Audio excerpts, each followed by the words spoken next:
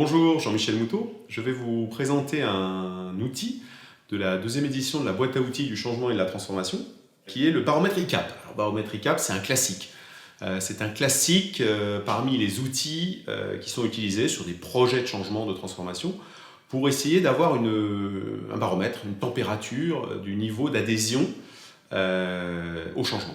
Alors comment ça va se passer? ICAP, c'est un acronyme pour information, compréhension, adhésion, participation.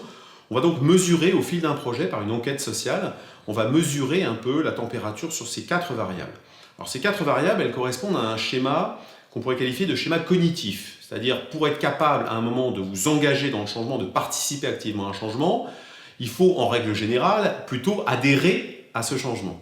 Pour adhérer à ce changement, il faut évidemment avoir reçu une forme avoir compris les éléments qui figuraient, et pour les avoir compris, il faut les avoir reçus.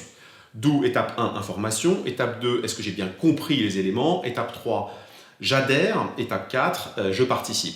C'est un schéma cognitif, ce n'est pas le seul schéma qui amène les gens d'ailleurs à changer. On peut avoir des schémas davantage basés sur l'émotion, sur la participation, sur l'expérience. On a beaucoup de schémas expérientiels qui sont complémentaires. Là, on a choisi un schéma relativement classique qui a le mérite d'être cohérent sur à peu près tous les types de grands changements organisationnels. Là, on n'est pas sur un micro-changement. ICAP, ça s'adresse plutôt à un grand changement.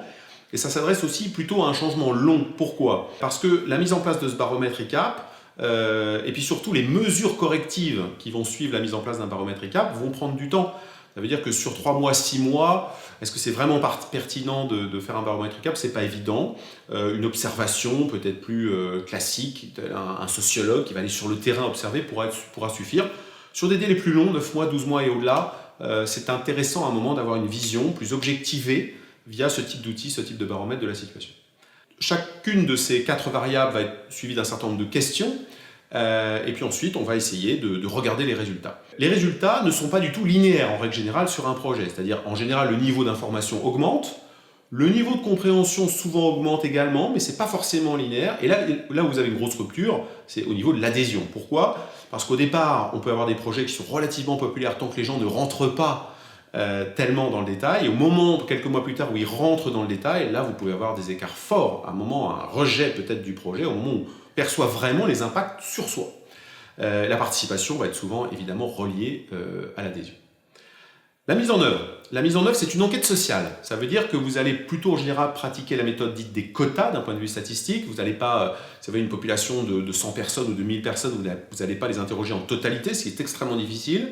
Vous allez, sauf si vous en avez les moyens évidemment, mais sinon vous allez plutôt essayer d'identifier des acteurs, une typologie d'acteurs représentatifs, puis au sein de ces groupes d'acteurs, sonder quelques personnes que vous aurez désignées vous par hasard, surtout pas par les réseaux, vous avez des biais trop forts, donc vous allez sonder un certain nombre de personnes, ça peut être 10, 20, 30, 50, une cinquantaine sur un très gros projet est un volume raisonnable, vous allez sonder ces personnes et récupérer la représentation qu'ils ont. Ensuite vous allez procéder à l'analyse des résultats. Les résultats en général sont assez frappants, montrent clairement que vous avez un certain nombre d'entités, d'organisations qui adhèrent assez rapidement, d'autres beaucoup moins. Donc vous avez dans la comparaison entre entités, dans la comparaison aussi dans le temps, vous avez beaucoup d'éléments analytiques qui vont vous amener à la décision. La décision de quoi? Évidemment, de mener des actions correctives. Comment? Plutôt en allant voir les gens, en travaillant avec eux sur qu'est-ce qu'on pourrait améliorer, qu'est-ce qu'on pourrait faire de mieux pour qu'un collectif donné adhère davantage et s'engage davantage dans le changement. Par opposition à quoi? Par opposition à une vision coercitive. Si vous arrivez en disant « Ah, telle entité apparaît en rouge », évidemment, vous allez avoir une attitude, une posture extrêmement défensive des collectifs que vous allez ainsi évaluer, puis ainsi juger, et vous risquez d'avoir un effet contre-productif de ce type d'outil.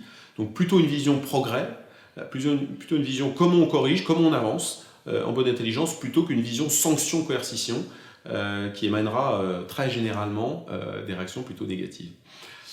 Espacement entre deux baromètres, en général minimum 2 à 3 mois, ce qui va vous permettre de mener les actions correctives et de donner une chance à une entité donnée de corriger le tir, de rattraper un peu une meilleure participation, un meilleur engagement vis-à-vis du changement. Voilà des éléments, un peu de cadrage principaux. Je vous souhaite une bonne mise en œuvre derrière. Merci.